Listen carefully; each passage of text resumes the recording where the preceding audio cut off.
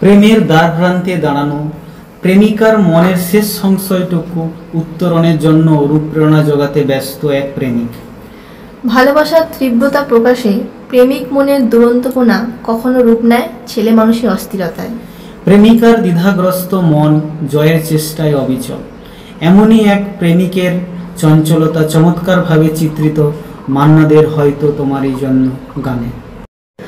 হয়তো তোমারই জন্য হয়েছে প্রেমে যে বন্য, জানি তুমি অনন্য, আশার হাত বাড়ায়।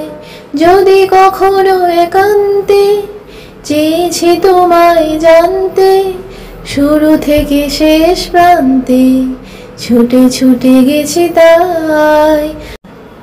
আমি যে নিজেই মত্ত, জানি না তোমার শর্ত।